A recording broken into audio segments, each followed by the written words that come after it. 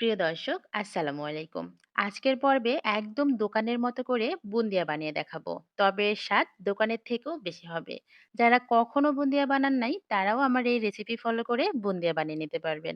এটা খুবই সহজ, কিছু টিপস অ্যান্ড ট্রিক্স শেয়ার করব। আর এতে করে আপনিও একদম পারফেক্ট বুন্দিয়া বানিয়ে নিতে পারবেন। তো চলেন আর কথা না বলে সরাসরি চলে যাই রেসিপিতে। বুন্দিয়া বানানোর জন্য আমি এখানে 1 কাপ পরিমাণ বেসন নিয়েছি। আর বেসনটাকে অবশ্যই ভালো করে চেলে নিতে হবে। ১ কাপ বেসনের মধ্যে আমি 1/4 কাপ পানি ব্যবহার করছি। খেয়াল রাখবেন, ১ কাপ বেসনের জন্য 1/4 কাপ পানি ব্যবহার করতে হবে। আর পানিটা একবারে না দিয়ে অল্প, অল্প করে দিয়ে ভালো করে আমি ব্যাটারটা তৈরি করে নেব। একবারে পানি না দিয়ে বারবার পানি দিয়ে ব্যাটারটা তৈরি করলে এটা কিন্তু খুব মসৃণ হবে। ৩ থেকে ৪ মিনিটের মতো এভাবে ফেটিয়ে নিতে হবে। খেয়াল রাখবেন, যত ভালোভাবে ফেটানো হবে বুন্দিয়াটা ততটা পারফেক্ট হবে। এটার ঘনত্বটা কতটা হয়েছে একটু ভালো করে দেখিয়ে দিলাম। তারপরেও আমি চামচ দিয়ে আরো একবার দেখিয়ে দিচ্ছি।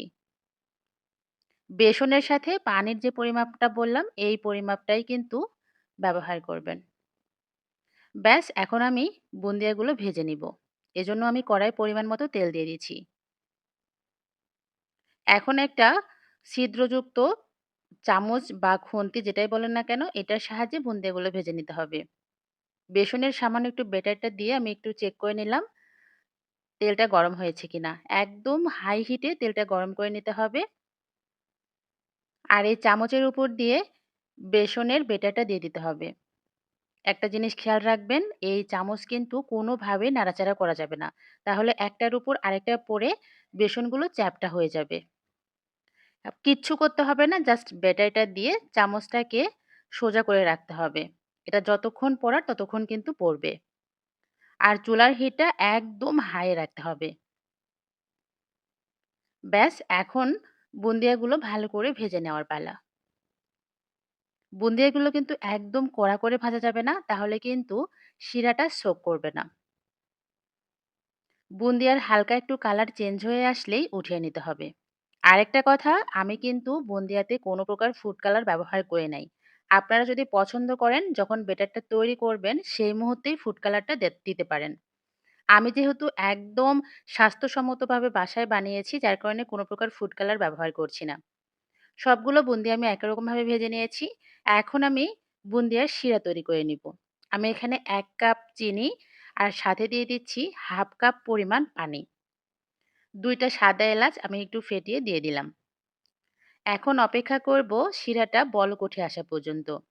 ১ থেকে ২ টা বলক উঠে আসলেই আমি চুলাটা বন্ধ করে দিব আর গরম শিরার মধ্যে বুন্দিয়াগুলো দিয়ে দিব। বুন্দিয়াগুলো দিয়ে ভালো করে শিরার মধ্যে নেড়েচেড়ে মিশিয়ে নিব। এখন কিন্তু অনেকটা শিরা বেশি মনে হচ্ছে। তবে আমি এটাকে ২ ঘন্টার জন্য রেস্টে রেখে দিব। ২ ঘন্টা রেস্টে রাখলেই কিন্তু এই শিরাটা বুন্দিয়ার মধ্যে খুব ভালোভাবে সোক করবে। দেখেন, এটা হচ্ছে বুন্দিয়ার ফাইনাল লুক। দেখে নিশ্চয়ই বুঝতে পারছেন এই বুন্দিয়াটা কতটা পারফেক্ট হয়েছে। একদম রসে টইটুম্বুর হয়ে গিয়েছে। আমি যে পরিমাপটা বলেছি এই পরিমাপটা ফলো করে একদিন বুন্দিয়া বানিয়ে দেখবেন, আপনার বুন্দিয়াটাও একদম পারফেক্ট হবে। আজকে তাহলে চলে যাই। ইনশাআল্লাহ আগামীকাল দেখা হবে নতুন কোনো ভিডিও নিয়ে। Thanks for watching. আল্লাহ হাফেজ।